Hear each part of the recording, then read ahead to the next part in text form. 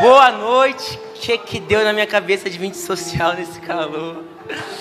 Acho que a gente estava profetizando errado, irmão. A gente vai trocar de templo e o bendito ar-condicionado não vai chegar. Então a gente não vai nem mais falar que o ar-condicionado está chegando. O templo novo está chegando para a glória de Deus. É incrível ver o crescimento que o Senhor tem dado para essa obra, né? Tem sido algo demais. Agora a gente já consegue acreditar na palavra, né? Antes parecia distante, mas temos crescido de forma surpreendente. Deixa eu falar um negócio com vocês. Se vocês trouxeram alguma expectativa pelo que o Lohan ia pregar, irmão, tira isso da sua cabeça. Porque pensa num cara vacilão, irmão. Deus sabe, eu sei, minha esposa sabe. Então nada que eu fizer aqui vai ser propriamente de mim mesmo, mas eu creio que vai ser o Espírito Santo de Deus nesse lugar, amém? Hoje eu tenho uma palavra um tanto quanto motivacional, porque para mim a Bíblia ela é motivacional. Acho que por isso eu vim assim com um padrão mais social, que eu misturo bleia, fica um pouco mais church, a gente equilibra um pouco. Amém?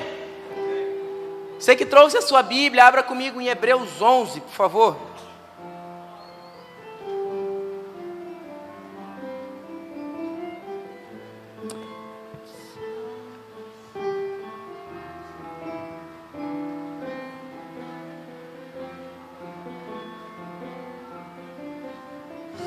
Vocês acharam? A gente procurando ainda. Vocês que nos visitam pela primeira vez, muito obrigado. A mãe lá do André, o irmão dele, o Anderson. André, amo vocês. Marcos, sua esposa, amo vocês. Tailã, família toda aí, amo muito vocês. Amo todos dessa casa. Amém? Vamos lá. Ora, a fé é a confiança daquilo que esperamos e a certeza das coisas que não vemos. Pode passar. Pois por meio dela que os antigos receberam um bom testemunho. Pela fé, entendemos que o universo foi formado pela palavra de Deus, de modo que aquilo que se vê não foi feito do que é visível. Pela fé, Abel ofereceu a Deus um sacrifício superior ao de Caim. Pela fé, ele foi reconhecido como justo quando Deus aprovou as ofertas dele. Embora esteja morto, por meio da fé ainda fala. Pela fé, Enoque foi levado de modo que não experimentou a morte e já não foi encontrado, pois Deus o havia levado, pois antes de ser levado, recebeu o testemunho de que tinha agradado a Deus.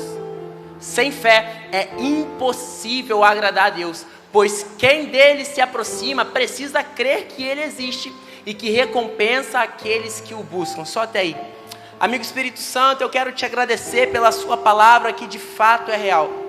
Eu te agradeço, Jesus, porque a sua palavra, ela tem poder para penetrar o nosso interior. Ela tem poder, Pai, para libertar, para curar, para trazer vida ao cativo, para quebrar cativeiros, para trazer novas realidades. Eu peço em nome de Jesus para que o Senhor nos dê a explanação da sua palavra. Que a sua palavra, ela seja como um fluir, como um furioso oceano aqui nesse ambiente. Nós te amamos, Jesus, e pedimos para que o Senhor fique à vontade no nosso meio, em nome de Jesus, amém e amém.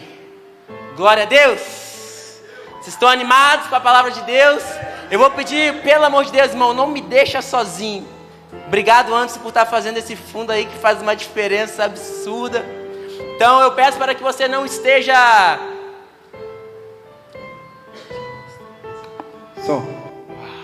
Glória a Deus. Eu oro para que você não esteja apático, esteja conectado com tudo isso que vai ser ministrado aqui nesse lugar, amém? A gente está falando da carta de Hebreus.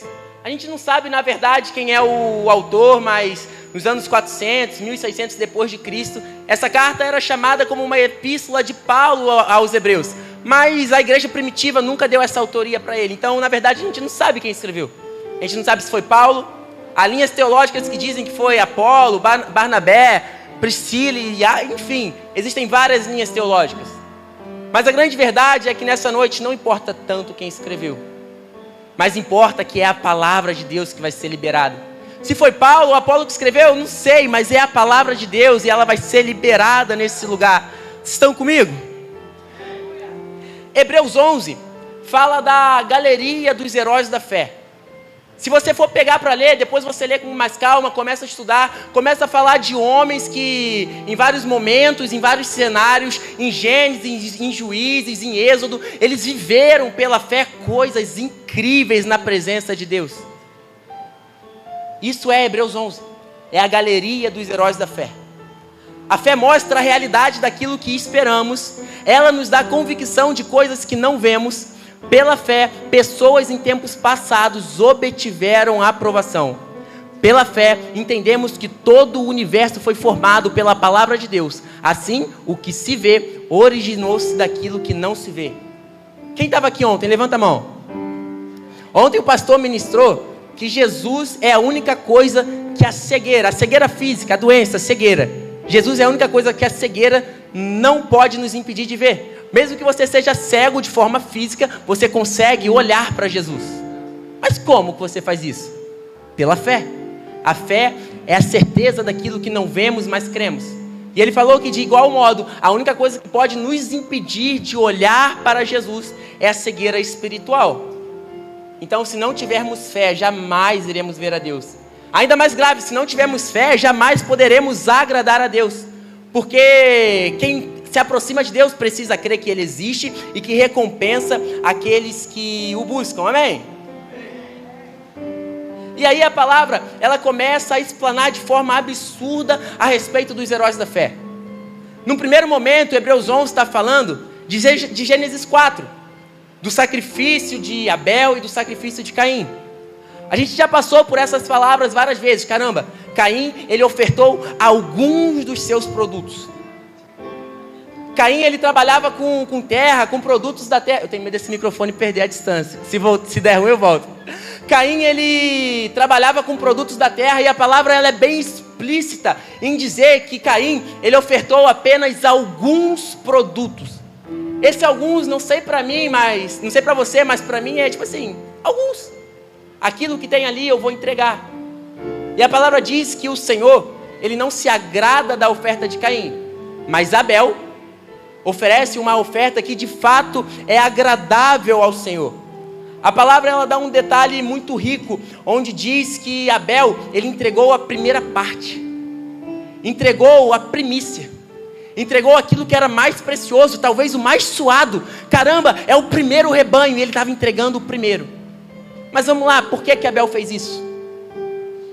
A palavra vai dizer no livro de Hebreus 11, que pela fé Abel ofereceu a Deus um sacrifício mais excelente do que de Caim. Pela fé, ele acreditava naquilo, ele acreditava que aquele sacrifício valia a pena. Não, vai doer agora, mas pela fé, eu vou oferecer um sacrifício que agrade o meu Senhor. Em outro momento, a palavra vai dizer que não vale a pena oferecer sacrifícios que não nos custem nada. Talvez o sacrifício de Caim não custou nada, foi algumas coisas, mas o sacrifício de Abel custou tudo que ele tinha, meu irmão. Porque se você for parar para pensar, se era primícia, era a primeira parte, então se ele entregou a primeira parte, ele acabou ficando sem nada, meu irmão, e depois ele teria que pegar de novo. Pela fé, Abel entregou uma oferta mais excelente do que de Caim. Sendo que eu estou falando de Hebreus 11, meu irmão. E não vai parar de jeito nenhum em Abel. A gente olha para Noé. Quantos conhecem a história? Levanta a mão aí. Dá um glória a Deus, você que conhece a história de Noé. Meu irmão, pense comigo. Que doideira. Estudiosos dizem que a chuva nem fazia sentido nesse tempo. A palavra diz que de Gênesis era algo que saía do chão e regava a terra. Isso está em Gênesis, depois você lê, se eu não me engano, Gênesis 1 ou Gênesis 2. Estudiosos dizem que no tempo de Noé, irmão, a chuva não fazia sentido. Estudiosos dizem que talvez nunca tivesse chovido no tempo de Noé, porque era um outro padrão, onde a água, ela saía da terra. Isso não é heresia não, você pode ler, irmão. Gênesis 1 ou Gênesis 2 está em algum lugar. Mas aí Deus se aparece para Noé e fala, ei, você vai construir uma arca, porque certo dia virá um grande dilúvio e encherá toda a terra e inundará toda a terra. Aos olhos de todo mundo, eu acho que Noé é um doido. Noé, para que você está cortando tanta madeira? O que você está fazendo? Não, eu estou fazendo uma arca porque Deus falou que ia fazer isso. Não, mas como que isso vai acontecer? Nunca teve uma chuva tão grande, nunca houve algo tão catastrófico entre nós. Por que você está fazendo isso, Noé? Pela fé, irmão. A etimologia da palavra fé significa acreditar. Existem homens em Hebreus 11 que estavam acreditando naquilo que Deus estava falando. Em Gênesis 6, pela fé, Noé obedece a Deus, mesmo que seus olhos não contemplem a chuva, mesmo que não fizesse sentido uma arca, ele obedeceu. Bota aí para mim, irmão, Gênesis 6, 22.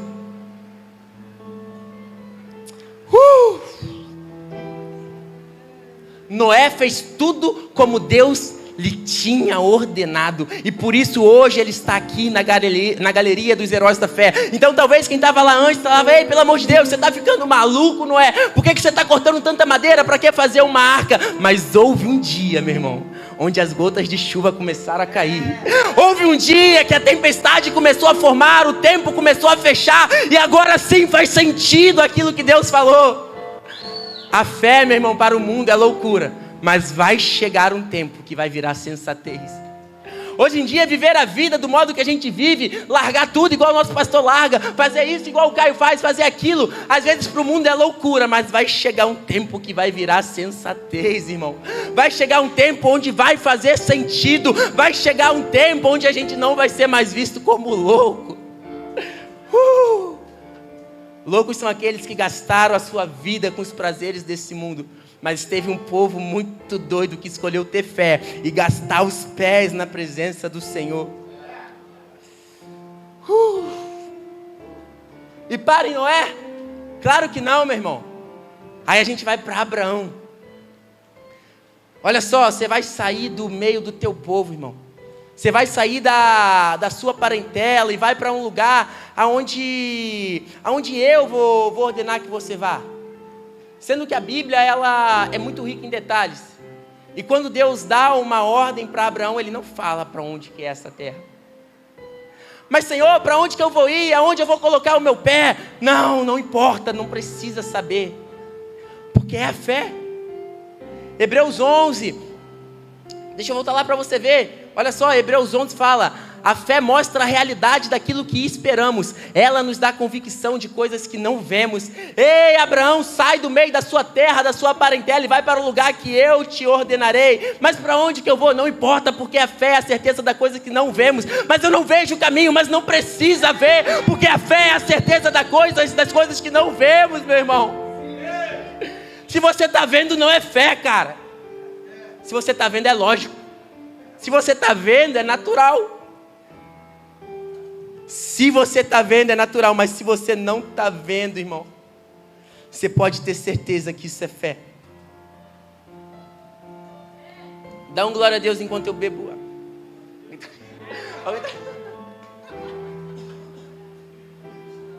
Não, é que perguntaram se eu queria água. Eu falei que sim. Oi? Não. Ah, tá.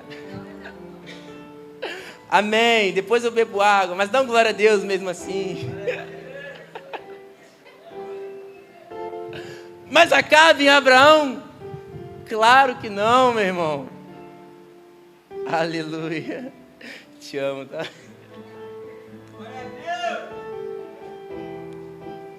Mas acabe em Abraão, irmão? Claro que não, velho. A gente ainda tem Moisés. Pela fé, irmão. Imagina você, que doideira. De frente para esse mar. Um bando de doido atrás de você, querendo te matar. Arrancar tua cabeça. Botar suas tripas para fora, irmão. E você está de frente para o mar, você olha para frente. Meu Deus, não tem como atravessar. É eu e um povo todo. E você olha para trás. É lança, espada. Pro dia de hoje, imagina, fuzil, AK-47. Só coisa boladona para cima de você, irmão. O que é mais fácil, irmão? Morrer ali naquele lugar, se render, ou o mar se abrir? É muito mais fácil morrer naquele lugar. Entregar. Não, faraó, eu perdi. Não, faraó, eu sei, não tem mais como, beleza, estou rendido. Mas Deus dá uma ordem para Moisés. E o mar, ele começa a se abrir. E o povo de Israel, ele começa a passar no meio daquele mar. Ei, mas é impossível. Mas pela fé, Moisés acessou esse lugar, meu irmão. Olha só, Hebreus 11, 29. Vem comigo, meu irmão. Olha só, Hebreus 11, 29. Pela fé, o povo atravessou o mar vermelho como em terra seca. Mas quando os egípcios procuraram também atravessá-lo, morreram afogados. Eu já vi linhas teológicas que tentam menosprezar um pouco desse milagre. Falou que, dizem, eu não sei se vocês já viram, que de fato o mar não se abriu, apenas a maré que baixou e eles puderam atravessar. Mas o solo não estava úmido não, meu irmão. A palavra está dizendo em Hebreus 11, 29, que pela fé o povo atravessou o mar vermelho como em terra seca. Estava sequinho, meu irmão, aqui não foi maré baixando, eu creio que de fato o mar se abriu, mas isso é loucura, sim, é mesmo, mas é pela fé, meu irmão, e por isso que esse homem está na galeria dos heróis da fé. Esses homens são doidos, e eu quero ser doido igual a eles, mas é difícil. É difícil demais. Porque viver por fé não é algo fácil. Chegar no nível de viver por fé, a ponto de parar de frente para o mar e crer que ele vai se abrir, não é fácil, meu irmão. Viver ao nível de sair de um lugar porque Deus te ordenou e sem saber para onde ir, não é fácil, meu irmão. Mas existe um convite do Espírito Santo nos chamando a viver pela fé. Agora, Moisés já está morto, porque quem vive pela fé também morre. E temos um novo homem chamado Josué. E ele tem uma missão de conquistar povos, e aí a gente vai para um outro cenário. A cidade de Jericó. E Deus, ele dá uma ordem pedindo para que o exército de Israel, comandado por Josué nesse cenário, rodeasse os muros de Jericó, as muralhas de Jericó. Se abre aí para mim, irmão, em nome de Jesus. Josué 6.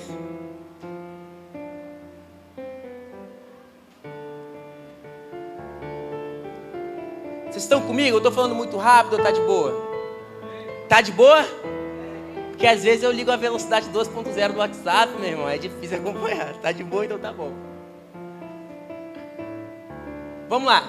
Jericó estava completamente fechada por causa dos israelitas. Ninguém saía nem entrava. Então o Senhor disse a Josué: saiba que entreguei nas suas mãos Jericó e seu rei e os seus homens de guerra. Marche uma vez ao redor da cidade com todos os homens armados. Faça isso durante 6 dias. 7 sacerdotes levarão, cada um, uma trombeta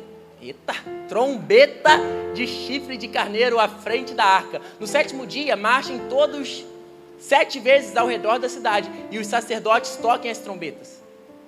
Quando as trombetas soarem, um longo toque, todo o povo dará um forte grito. O muro da cidade cairá e o povo atacará cada um do lugar onde estiver. Só até aí. E de novo a gente vê um outro homem entrando na galeria dos heróis da fé. Diz para mim, é natural a gente no grito derrubar muralhas? Claro que não. Mas aí eu tive um entendimento. Eu não sei se eu vi isso em algum lugar e meu subconsciente tenha gravado e eu trouxe isso à tona, ou se de fato foi um entendimento que eu tive, cara. Porque a palavra diz que eles fariam... Amém. Vou ficar aqui, tá? Amém. A palavra diz que era para eles marcharem ao redor da cidade de Jericó por quantos dias? Mas vem cá, há quem já tinha passado o tempo de Moisés? Já. A gente está falando de um povo de Josué. Já passou o tempo de Êxodo, o tempo que o povo estava saindo do Egito. O povo já tinha um entendimento de guardar o sábado, de não trabalhar? Tinha. Mas então por que eles estão trabalhando 7 dias sem parar? Por que 7 dias eles estão trabalhando de forma ininterrupta, andando em volta da cidade? Por que no 7º dia eles intensificam isso ainda mais e dão 7 voltas? Mas Josué, você não sabe que a gente não pode trabalhar todos os 7 dias, pelo menos no sábado a gente precisa descansar. Mas quem vive pela fé, meu irmão, quando tem uma palavra de Deus, ele não quer ter tempo de descanso, ele não quer parar no 7º dia, ele quer dar voltas e voltas para cumprir uma palavra de Deus. Ei Josué, você está ficando maluco? Existe uma ordenança, uma lei, onde a gente precisa descansar no 7º dia. Mas houve uma palavra direta de Deus, cara. Houve uma palavra, irmão, que não era para parar. Vocês vão ficar 7 dias, e no 7º dia vocês darão 7 voltas. E num grito que vocês derem, as muralhas vão ao chão. E aqui Josué não quer mais saber se existe algum, não menosprezando o mandamento, tá? Pelo amor de Deus. Mas quando existe uma ordem expressa e clara de Deus, todas as outras coisas não fazem mais sentido. As muralhas estão caindo, meu irmão. As muralhas estão caindo, velho. Os muros de Jericó estão indo ao chão. E muitas vezes a gente está na 3ª volta. Por que não cai na primeira? Por que a gente não dá uma volta só e a muralha cai ao chão? E aí eu aprendo persistência, velho. Por que não cai na 2ª volta?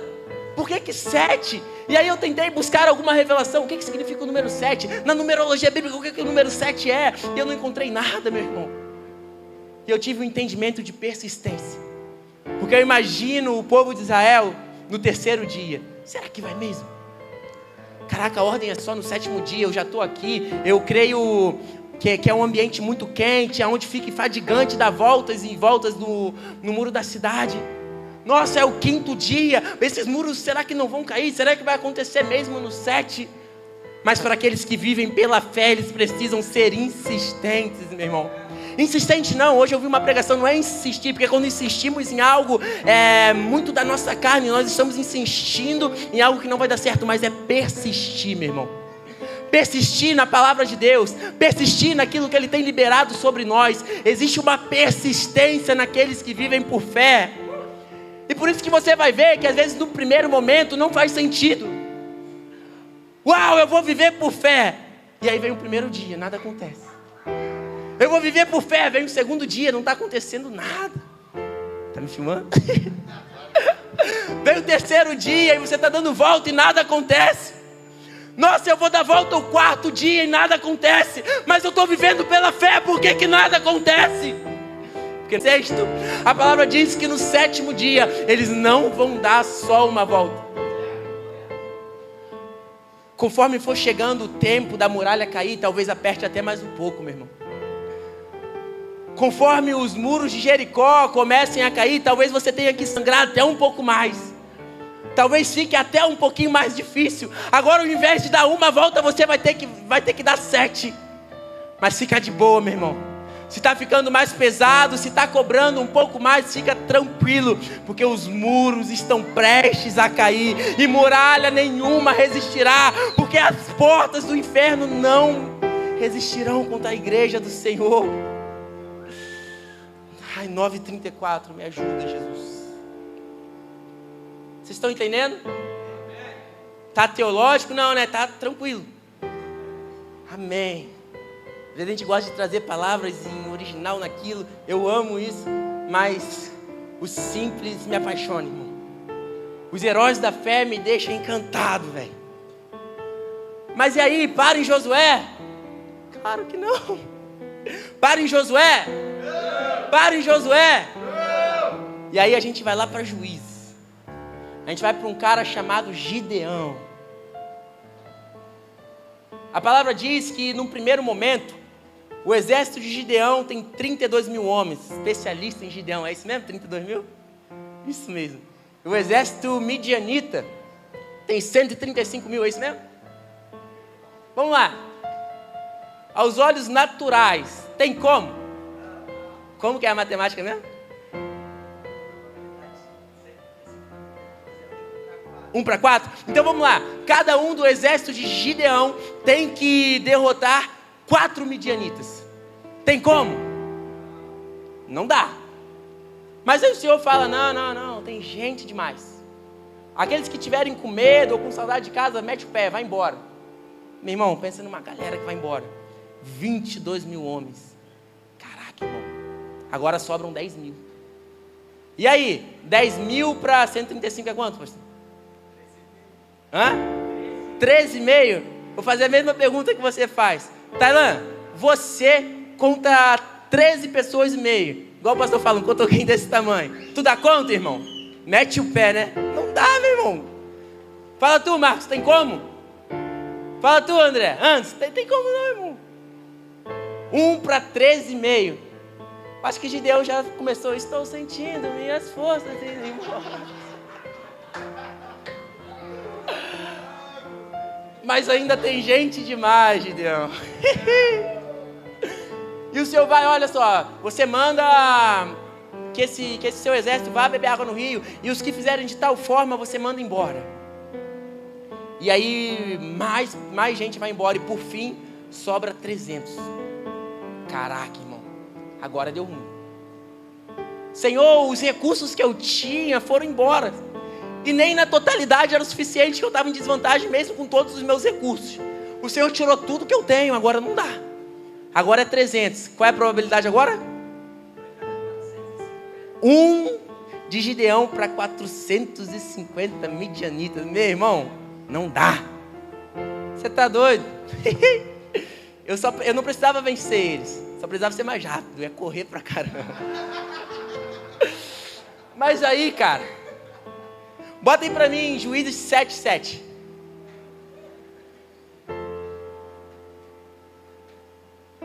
O Senhor disse a Gideão: com os 300 homens que lamberam a água, livrarei vocês e entregarei os midianitas nas suas mãos.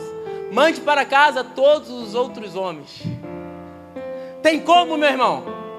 Não dá, é 300 contra 135 mil, não dá. Mas a palavra, ela não é mentirosa. O Senhor disse a Gideão: com os 300 homens que lamberam a água, livrarei vocês. A palavra diz que o exército midianita começa a se confundir, e eles começam a se matar, a ponto de que num primeiro momento, o exército gideonita não precisa nem sujar as espadas. Depois eles perseguem para caçar aqueles que fugiram, mas é o livramento do Senhor pelos que vivem por fé. Ei, meu irmão, Gideão tinha fé ou não? Claro que tinha, porque se não tivesse, ele nem entraria nesse lugar.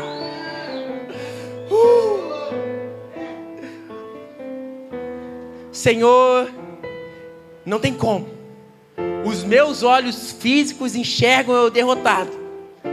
Os meus olhos físicos talvez vão mostrar que eu vou terminar essa batalha com minha cabeça em um lugar e o meu corpo no outro.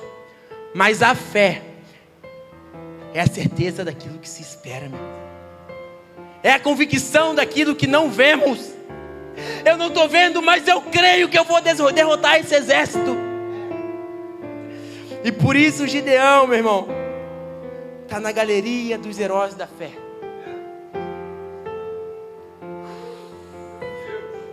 Às vezes você está sentindo sua força indo embora, velho. Senhor, não tem como mais, o que mais vai acontecer? Manda mais 10 mil embora. Mas Senhor, já estava ruim antes, e agora o que é que eu vou fazer? Manda esses outros embora. Senhor, agora não tem como. Beleza, agora não tem como, então sou eu mesmo que vou fazer. Porque talvez se fosse com os 35 mil, você falaria: nossa, vocês viram como que a gente lutou? A gente fez, a gente matou 4. Mas agora, irmão, com 300 contra 135 não tem como. Então não existe nenhuma outra justificativa. Ei, o que que você fez? Eu não fiz nada, foi Deus, meu irmão. Isso é viver pela fé, velho. Hebreus 11:32. Eu tenho até 10? Amém. Então glória a Deus aí de novo. Irmão, estou me sentindo muito pentecostal hoje, velho. Sapato de fogo, aleluia.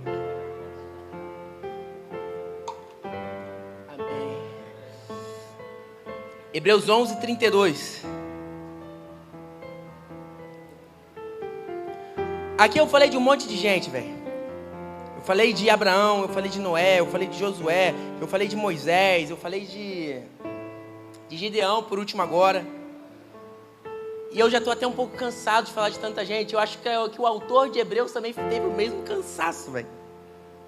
Quantos exemplos mais eu darei? Infelizmente não disponho de tempo para falar sobre a devoção de Gideão, Baraque, Sansão, Jefté, Davi, Samuel e os profetas, os quais, por intermédio da fé, conquistaram reinos, praticaram justiça, receberam o cumprimento de promessas, fecharam a boca de leões, extinguiram a violência do fogo, foram libertos do fio da espada, da fraqueza tiraram força, tornaram-se poderosos nas batalhas e puseram em retirada exércitos estrangeiros. Eu não tenho tempo para falar de todo mundo, irmão, mas eu preciso passar rapidinho por um cara. Vamos lá. Os quais, por intermédio da fé, conquistaram reinos, praticaram a justiça, receberam o cumprimento de promessas, olha só, fecharam a boca de leões. De que eu estou falando? Estou falando de Daniel, cara. Estou falando de Daniel, irmão. Um cara que decidiu não se contaminar com os manjares da Babilônia. Um cara que escolheu ser íntegro. Mas por que, Daniel? Pela fé, cara. Porque eu creio no Deus de Abraão, Isaac e Jacó. Por que você não vai se contaminar? Pela fé, cara. Por que você vai continuar orando ao seu Deus quando você não pode fazer isso? Pela fé, cara. A palavra diz que certa vez os leões precisaram jejuar, velho. Leões famintos tiveram que continuar famintos, porque eles não poderiam tocar no homem que estava vivendo pela fé. Eu não sei se você conhece a história, cara. Na época de Daniel, quem estava no reinado era um rei chamado Rei Dário, a qual tinha a simpatia de Daniel. Sendo que, movido por inveja, homens eles tentam armar uma cilada para Daniel. Estou certo ou estou errado? E aí eles falam para o rei Dário: olha só, por que a gente não faz um novo decreto para que todo aquele que for pego orando ao rei de Israel... Ah, tem a câmera da live, né, irmão? Poxa, perdão, esqueci. Vou ficar aqui, tá? Esqueci. Aí eles entram na cabeça do rei Dário falando: olha só, por que você não faz um novo decreto para que todo aquele que for pego orando ao Deus de Israel, ele tenha que pagar um preço, ele tenha que pagar com a própria vida? É isso ou não é isso? É isso, amém? E aí eles chegam para o rei Dário, que tinha simpatia com Daniel. Não falam da artimanha, realmente era uma cilada para tentar acabar com a vida de Daniel.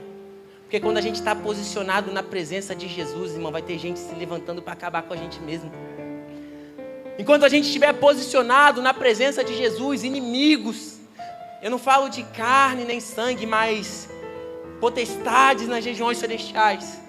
Enquanto a gente estiver posicionado na presença de Jesus, o inferno vai se levantar, irmão, para tentar parar aquele que está vivendo por fé. O inferno não vai parar, irmão. O inferno não vai parar. Sendo que... Bota aí para mim, Daniel 6,16, vê isso. Se não for 6,16, vê, 6,16. Vamos lá. Houve esse novo decreto. Daniel, ele precisou ser jogado na cova dos leões. Mas Lohan, o rei Dário, não tinha simpatia com Daniel? Claro que tinha. Mas ele tinha uma palavra também, era um novo decreto. Ele tinha acabado de dar um novo decreto e precisava cumprir aquilo. E Daniel obedeceu o novo decreto, que só não poderia orar ao Deus de Israel? Claro que não. Ele tinha fé, irmão. Ele sabia em quem ele estava crendo.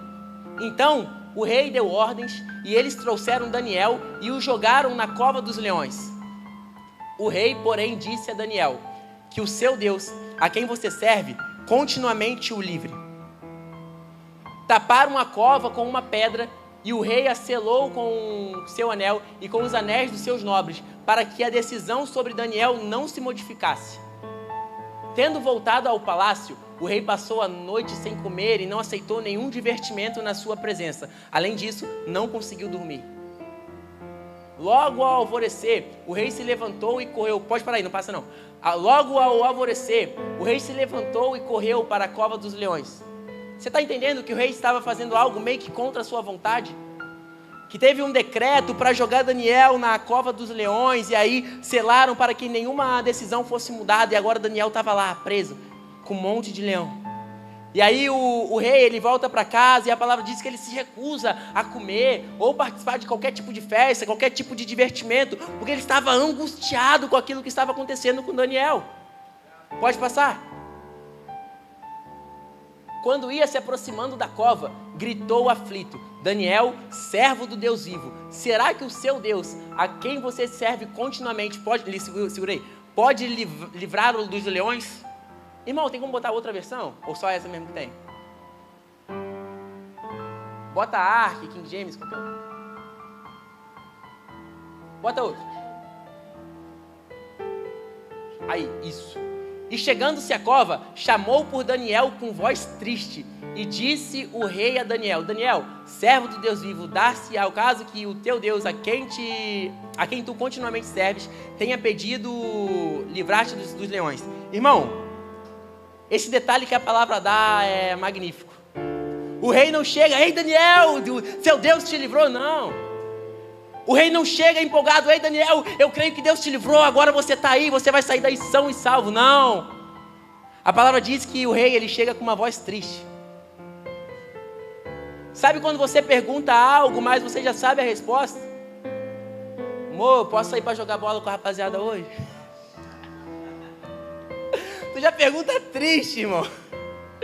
Você já sabe a resposta, você já sabe o que vai acontecer. Eu creio que mais ou menos isso estava acontecendo com o rei Dário. Ei Daniel, será que o Deus que você serve te livrou de modo natural? Claro que não. Mas Daniel não era um cara natural. Daniel é o cara que fechou a boca dos leões. Passa aí, irmão. Bota em outra versão que essa é muito difícil, irmão. Qualquer um. Daniel respondeu: que doideira, irmão. Ele não foi jogado na cova dos leões, como que ele respondeu? Daniel respondeu: ó rei, vive para sempre. O meu Deus enviou o seu anjo que fechou a boca dos leões. Eles não me fizeram mal algum, pois fui considerado inocente perante a Deus. Também contra ti não cometi mal algum. Ei Daniel, será que o Deus que você serve pode te livrar? Ei, pode sim, meu irmão. Cilada nenhuma prosperará contra aqueles que estão posicionados na presença de Deus. Por mais que tramem a armadilha, por mais que arquitetem planos para parar aqueles que estão posicionados, por mais que Satanás, que o inferno prepare a armadilha, nenhuma arma forjada contra ti e sua família prosperará, meu irmão. Se você estiver posicionado na presença de Deus. Tem um detalhe.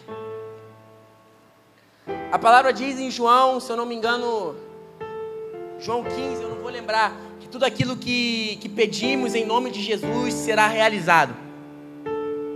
Uai, então é fácil demais. Se tudo que eu pedir em nome do Senhor for realizado, então está tranquilo. Mas a palavra fala algo muito importante antes. Se vocês permanecerem em mim, e se eu permanecer em vocês, tudo que pedirem em meu nome será concedido. Tiago 4,3 diz: pedis e não recebeis, porque pedis mal. Na galeria dos heróis da fé, existe algo que me chama muito a atenção. E acontece com todos eles. Nenhum dos heróis da fé viveu algo sobrenatural para o seu próprio deleite. Nenhum dos heróis da fé viveu algo que era para seu benefício próprio. Moisés abriu o mar para o bem do povo de Israel. Gideão derrotou os midianitas para o bem do povo de Israel. Abraão saiu do meio da sua terra, do meio da sua parentela, para que o povo de Deus se multiplicasse. Enquanto você estiver usando a sua fé para benefício próprio, não vai adiantar. Mas eu faço, eu tenho fé que vai acontecer, mas não acontece. Porque é para o seu próprio deleite, meu irmão. Deixa eu te contar um negócio, a fé não é egoísta.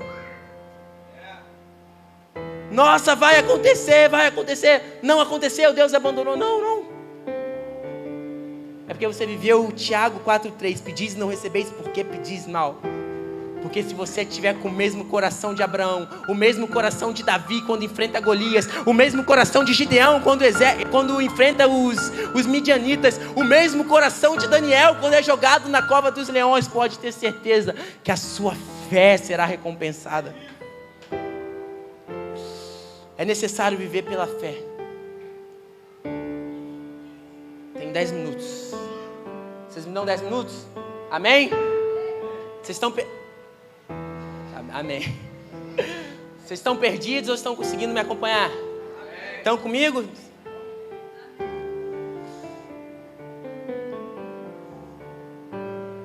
Vocês lembram que eu falei que eu tinha uma palavra um tanto quanto motivacional? Até agora foi motivacional? Foi. Uau! Caraca, esses homens viveram tudo isso, coisas incríveis. Eles apagaram o poder do fogo, Sadraque, Mesaque e Abednego. Agora tem um quarto homem na fornalha dançando com eles. Uau! Viver por fé é incrível demais. Ele fechou a boca dos leões. Nossa, isso é incrível. Mas nem sempre vai ser confortável. Porque homens pela fé tiveram a sua vida poupada, mas outros homens pela fé tiveram a sua vida ceifada. Pedro, por volta do ano 64 depois de Cristo, no tempo do imperador Nero, é crucificado de cabeça para baixo, sendo um mártir da igreja. Por que que Pedro fez isso, meu irmão? Pela mesma fé de Daniel, pela mesma fé de Gideão, cara. Mas por que uns são livrados e outros são mortos pela fé? Eu não sei, irmão. Mas uns foram livrados da espada e outros receberam a espada pela fé. Estava motivacional e se prepara que a partir de agora não vai ser mais. Estava motivacional, mas se prepara que a partir de agora eu acho que você não vai querer mais viver pela fé. Porque viver pela fé pode trazer você à morte, irmão. André, o apóstolo, historiadores dizem que antes de ser colocado numa cruz grega, a gente tem a cruz normal, a cruz do Calvário, aqui Jesus é crucificado assim. A cruz grega é uma cruz um pouco diferente, onde ele é crucificado em forma de X. Mas a palavra não, perdão. Estudos dizem que André, antes de ser colocado numa cruz grega, ele foi torturado. Mas por que pela fé o Senhor não livrou assim como livrou Daniel? Eu não sei, meu irmão. Mas pela fé nós temos um mártir. Deixa eu te falar, pode ser que pela fé o Senhor te livre de grandes coisas, mas pode ser que pela fé você passe por coisas terríveis. Por quê? Pela fé no Deus de Abraão, Isaac e Jacó. Vocês lembram de Tomé? O incrédulo, o sem fé. Não, mestre, eu preciso tocar nas suas chagas. Porque não tinha fé nenhuma. Mas a história diz que Tomé, o incrédulo, sofreu várias perfurações em seu abdômen por lanças, pela fé no nome de Jesus Cristo. Que fé é essa, irmão, que começa a levar esses homens a perderem a vida? E eu já vejo que vocês já não estão mais tão felizes com a palavra. Eu vejo que de fato, mas eu também sinto, é muito mais empolgante quando a gente fala do grande livramento do Senhor. Mas eu preciso ser real, irmão. Eu preciso falar a verdade. Eu não posso ser um mentiroso que sobe aqui e prega coisa para roubar a grita do povo. Não, não. Vocês lembram que eu falei que pela fé Abraão, ele saiu da sua terra e Deus honrou Abraão a ponto da sua descendência ser incontável. Mas também pela fé Abraão estava disposto a matar Isaac. Talvez não seja tão confortável assim, né? Pela fé, Abraão mataria Isaac. Ei, Abraão, o que você está vendo nesse momento? Eu estou vendo meu filho amarrado. Eu estou vendo um cutelo em minha mão. Eu estou prestes a sacrificar o meu filho. Por quê? Pela fé. Mas eu também acredito na palavra que ele disse que da descendência de Isaac seria dado a minha descendência. Eu acredito na palavra que diz que através de Isaac a minha descendência seria incontável. Com os olhos naturais, Abraão não podia enxergar muita coisa boa. Eu estou vendo meu filho quase ser morto, mas eu fecho os olhos e eu consigo ver a minha descendência através de Isaac. Eu fecho os olhos e eu consigo contemplar a promessa do Senhor. Eu fecho os olhos e sei que se o Senhor falou que daria a minha descendência através dele, Ele vai dar.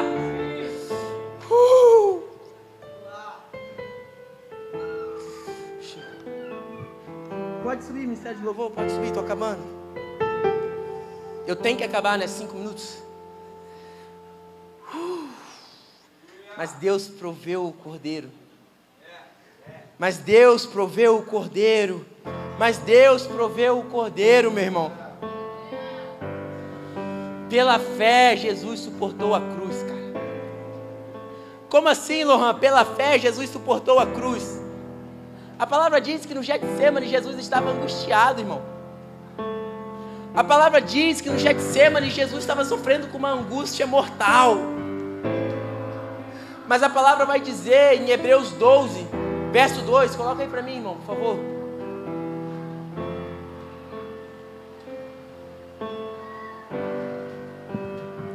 Vamos lá. Eu falei aqui que fé, na sua etimologia, é o mesmo que acreditar. Jesus passava por um momento difícil na cruz.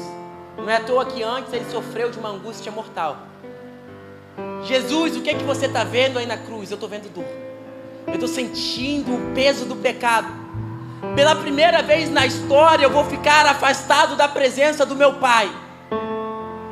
Eu nunca estive longe do meu Pai, mas por carregar o pecado do mundo, agora eu não posso mais estar junto dele. O que é que você está vendo, Jesus? Eu estou vendo tristeza, eu estou vendo dor, eu estou angustiado, eu estou preso num madeiro.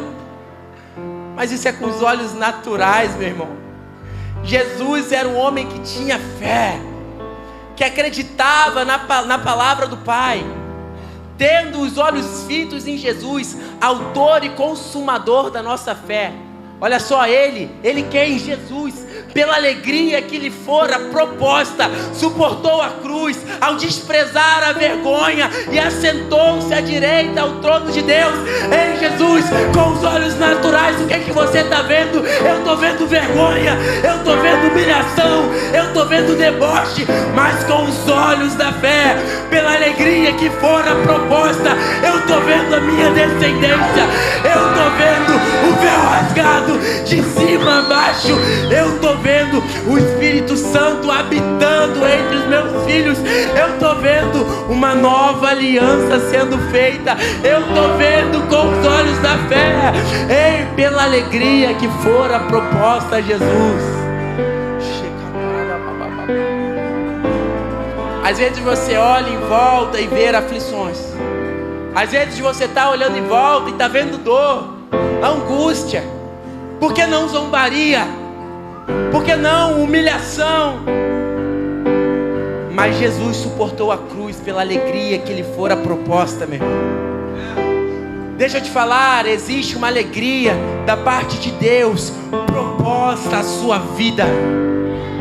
Existe uma alegria da parte de Deus liberada para você. Talvez com seus olhos naturais isso seja impossível, mas suporte. Por quê? Porque eu acredito na palavra de Deus. Suporte, por quê? Porque eu acredito naquilo que tem sido liberado.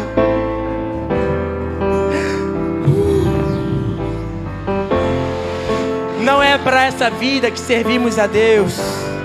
Não é só por essa vida que servimos a Deus. Você já pode começar a se colocar de pé. Eu estou terminando.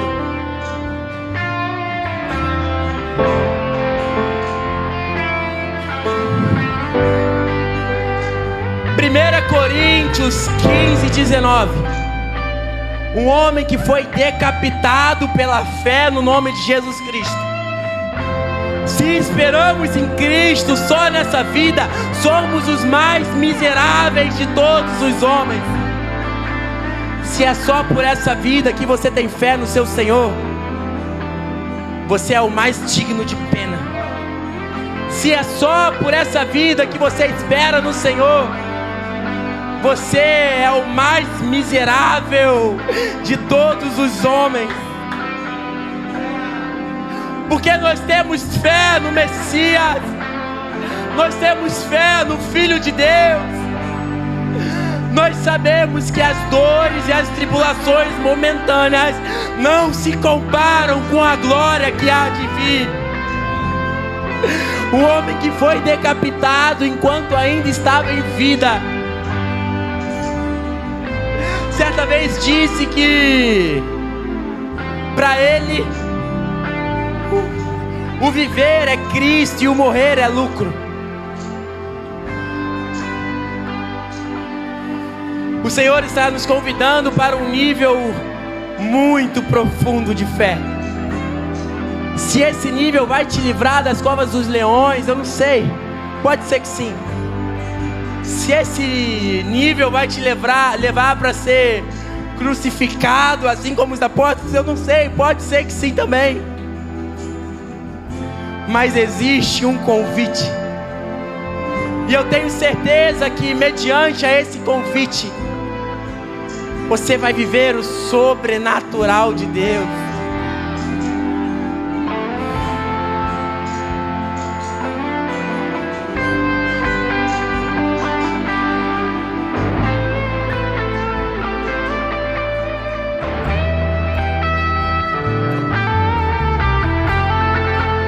Eu não vou parar, gastarei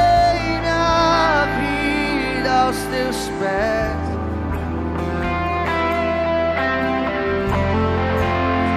Não vou parar, gastarei minha vida aos teus pés. Eu tenho fogo cerrado em meu peito que não me dá descanso. Eu não tenho descanso. Eu tenho fogo cerrado em meu peito que não me dá descanso. Eu não tenho descanso. E deixa queimar, deixa queimar, deixa queimar, deixa queimar.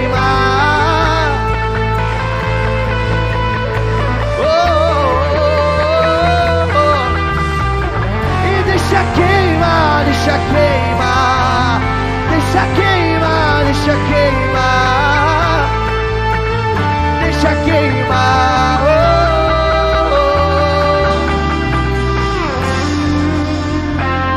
O Senhor te chamou para viver por fé, irmão. Coloque a mão no seu coração, cubra a sua cabeça. Agora você não vai mais olhar com os olhos naturais. Comece a olhar com os olhos da fé. Amigo Espírito Santo, eu, o seu povo, a sua igreja, reconhece um chamado de viver por fé. A sua igreja, Jesus, não quer viver uma vida normal, não. Seja os livramentos de Daniel, seja mares se abrindo, ou seja, cruzes nos esperando. Nós não sabemos o que esse nível de viver em fé irá nos proporcionar. Mas a sua igreja sabe que precisa entrar nesse lugar. Amigo Espírito Santo, os corajosos essa noite estão orando de todo o coração, pedindo para entrar no nível profundo, um rio que se passa a nado, um nível de fé onde não podemos conter, um rio que se passa a nado,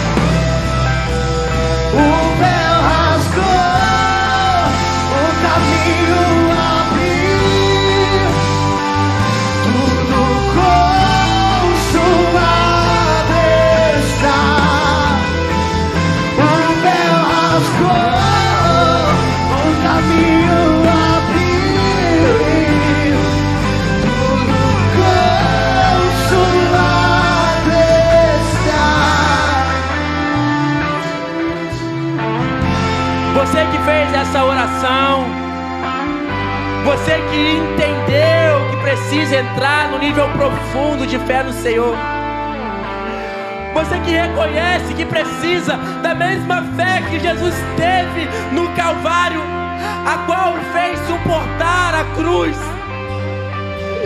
Se você precisa, se você reconhece que precisa experimentar dessa fé para suportar tamanha humilhação, tamanha opressão, não se constranja, meu irmão. Vem aqui que eu quero orar por você.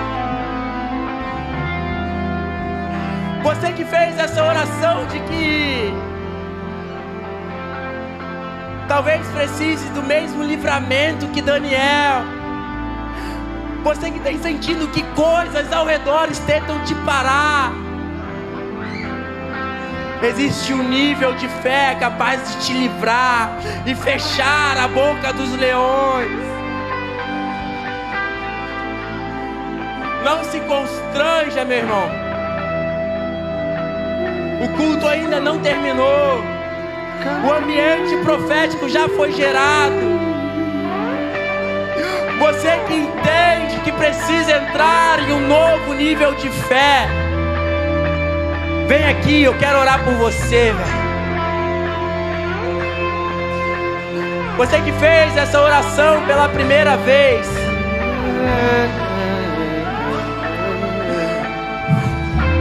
você que entende que se não for pela, os leões vão te devorar. Você que entende que se não for pela fé, o fogo vai te queimar. E eu não estou falando fogo do Espírito Santo, mas das circunstâncias adversas.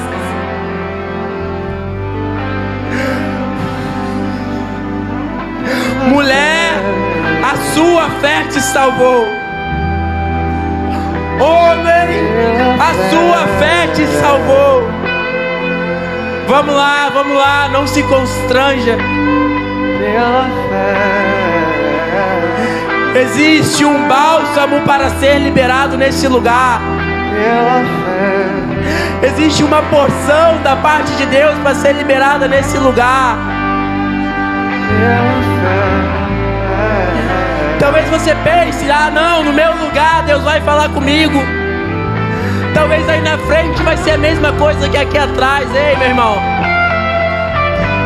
Ei, o que queres que eu te faça? É necessário a exposição. Ei, o que queres que eu te faça? Jesus poderia muito bem curar sem perguntar, mas é necessário evidenciar aquilo que precisa ser liberado. Jesus está olhando para você essa noite, meu irmão. O que queres que eu te faça?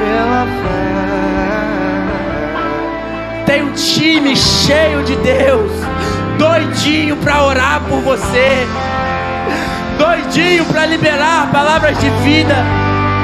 Existe uma casa profética preparada, alinhada com os céus.